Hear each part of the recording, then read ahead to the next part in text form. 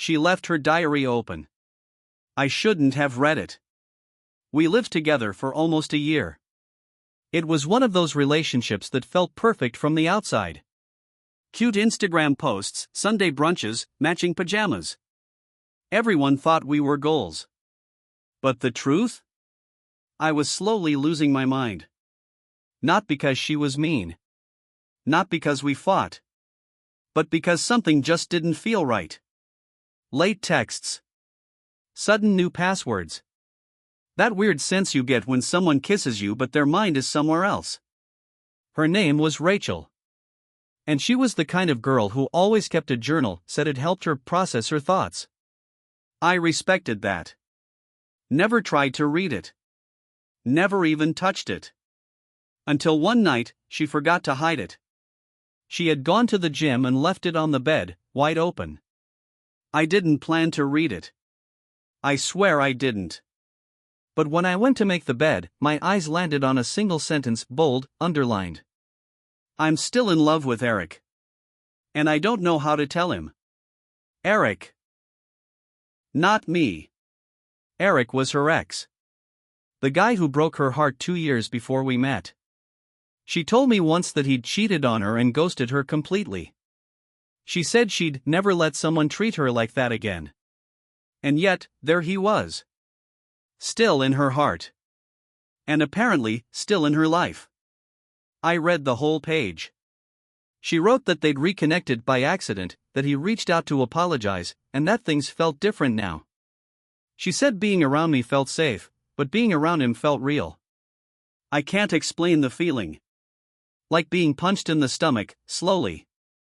Over and over. I closed the journal and sat in silence. When she got home, she acted normal. Told me she loved me, asked if I wanted Thai food. I nodded. I couldn't speak. I didn't say anything for days. I just watched. Watched how she smiled at her phone. Watched how her hugs felt half empty. Watched how she slowly pulled away while pretending nothing was wrong. And then I made a decision. I called Eric. I found his Instagram through her tagged photos and messaged him from a burner account. Told him I was a friend of Rachel's. Said I needed to talk. He gave me his number. We spoke for 10 minutes. He told me they'd been texting. Said she told him she was confused and trapped in the wrong relationship. Said she even sent him photos. And not just normal ones. He had no idea she was still living with me. So I told him. Everything. He went silent.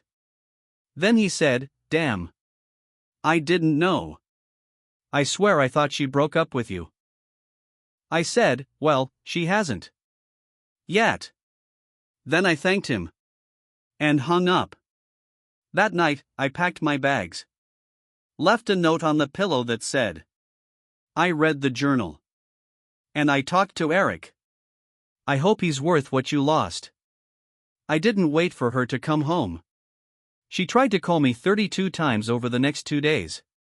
Left long voicemails, crying, saying she didn't mean it and that the journal was just thoughts, not actions. She said I had no right to read it. Maybe she was right. But if I hadn't, I'd still be living a lie. She even tried to say I manipulated the situation by talking to Eric. I laughed at that. Imagine cheating emotionally and still playing the victim.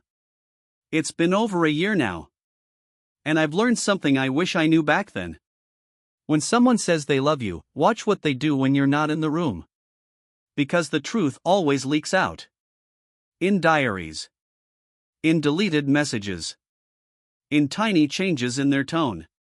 The real ones don't confuse you. The real ones don't make you wonder if you're enough. The real ones don't keep a plan B in their heart while lying in your bed. So yeah, she was beautiful. And yeah, we had memories. But in the end, she gave her heart to someone else and left me holding the pieces. And I'm not picking them up anymore. She went on a girls' trip. But her friends sent me the truth. I always trusted her. When she said she was going away for the weekend with her friends, I didn't question it. I even helped her pack. Drove her to the airport. Kissed her goodbye and told her to have fun. Her name was Vanessa. We'd been together for 2.5 years, and for most of that time, I honestly believed she was the one. The kind of girl you build a life with. But I was wrong. So wrong. The trip was to Miami. Just the girls, she said. A fun, stress-free getaway before the holidays. I wasn't thrilled about it, but I didn't want to be the jealous, controlling boyfriend. So I smiled. Waved. Let her go. The first red flag came the second night. Her texts got dry. Cold. One-word replies like LOL or yeah. Normally, she would send photos of food, silly moments, beach views, but this time, nothing. And when I FaceTimed her, she didn't answer. She texted me an hour later. Sorry babe, phone died. Love you. Okay. No big deal. Until her friend messaged me. I didn't even really know the girl, Jessica. We'd met once. She followed me on Instagram, nothing more. But that night, out of nowhere, she sent me a voice note. It said, I know this isn't my place, but you deserve to know what's happening. Vanessa isn't here with us. She never came to Miami. My stomach dropped. I replied instantly. What do you mean? She showed me her ticket. I dropped her off at the airport. Jessica sent a screenshot. It was a group selfie, 5 girls smiling at the beach, without Vanessa. She said she had other plans, Jessica wrote. But then I saw her Instagram story. She blocked you, didn't she? I logged into my backup account and checked Vanessa's profile. And there it was. A boomerang video of her clinking wine glasses, with him. Not just some guy, her ex. The caption? Reconnecting Blackheart. I stared at the screen for a full minute, my heart racing. My brain refusing to believe what my eyes were seeing. She had looked me in the eye. She had said, I love you. She had smiled while lying straight to my face. I called her. No answer. I texted her. I know. She didn't reply. Hours went by. Then finally, at 3:12 a.m., I got a message. It's not what you think. I needed closure. Closure? Is that what they're calling it now? The next day, she flew back like nothing happened. I picked her up from the airport in silence. She tried to hold my hand. I pulled away. At home, she tried to act normal. Said, I missed you, like that made it okay. That's when I told her. I know you were with him. I saw everything. Your friend told me. The stories. The lie. All of it. She froze. And then, like a true manipulator, she flipped it. You went behind my back? You had people spying on me? I laughed. Out loud. She was mad at me for finding out. She cried. Said she was confused. Said I hadn't been present lately. Said she wanted to feel something again. And I said, you could have just broken up with me instead of pretending to love me while sleeping with your past. She begged for another chance. But the moment she lied about where she was, it was over. I just didn't know it yet. That night, I packed her things and left them by the door. I blocked her number. I deleted every photo. Every message. Everything. You know the sickest part? Jessica told me this wasn't the first time. Vanessa had been meeting up with her ex for months behind my back. Miami was just the first time she got caught. So yeah, I got played. But now? I sleep better. I trust my gut more. And I've learned that sometimes, love isn't loyalty. It's just convenience, until something more exciting comes along. If someone wants to betray you, they'll find a way. And if they truly love you, they won't make you wonder. Ever.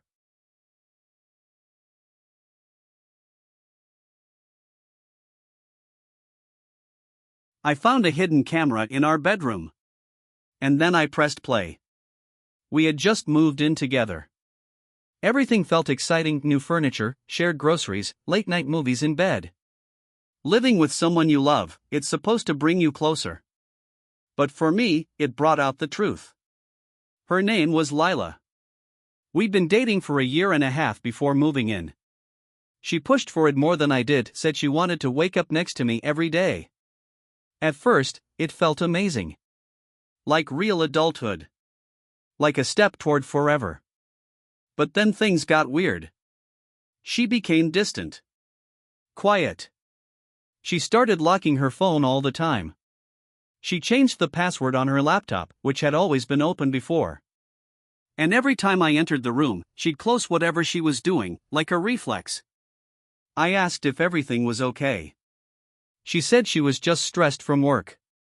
So I let it go. Until one night, I couldn't sleep.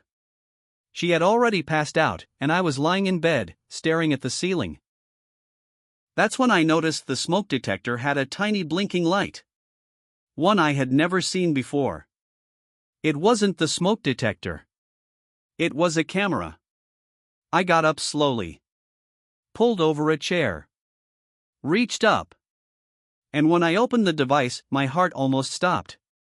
There was a micro SD card inside. A hidden camera. In our bedroom. I didn't know what to think. Was she spying on me? Was someone else watching us? Why would she do this? I took the card out, put it in my laptop, and opened the files. There were hours of footage. Dozens of videos. Most of them were normal, us watching TV, folding laundry, sleeping. But then I clicked on a folder labeled Thursday. And that's when I saw it. Her. With someone else. In our bed. While I was at work. It wasn't once. It wasn't twice. It had been happening for weeks. Same guy, same routine. I felt like I was going to throw up. I sat there frozen, watching her do things for someone else. In the space we shared, in the sheets we had just washed together, with the candles I had bought. The worst part? She looked happy. Happier than she had with me in months. I didn't confront her right away. I wanted to process it. Think clearly. I backed up the videos, made copies. Just in case. And then I waited for the next Thursday. I told her I had to work late. She smiled and said, "No problem. I'll probably just catch up on laundry." I left. Drove around the block. Parked. Waited. An hour later, he showed up. I recorded everything from my phone. Her opening the door. Him walking in with a bottle of wine. Them laughing like it was a normal, romantic night. I waited outside for 2 more hours. Then I knocked. She opened the door, and her soul left her body. Like she had seen a ghost. I looked at her, then looked past her at the guy sitting casually on our couch. I said, "Hope you enjoy the camera footage." I already did. She didn't say a word. Neither did he. I walked in, grabbed my bag, which I had packed days before, and left. She called me crying that night. Said she didn't know why she did it. That she felt trapped. That she wasn't herself. I told her. You were yourself. That's the problem. She begged me not to tell anyone. I said I wouldn't. Because I'm not like her. Weeks later, I learned that the guy she was seeing? He had a wife. He was cheating too. 2 cheaters, wrapped in a fantasy, ruining 2 people's lives at the same time. I sent the footage to his wife anonymously. She divorced him within a month. As for me? I moved out, started over. And I sleep better now, because I know that when something feels wrong, it probably is. If you ever feel that gut instinct, That weird feeling in your chest, don't ignore it. Check the smoke detector.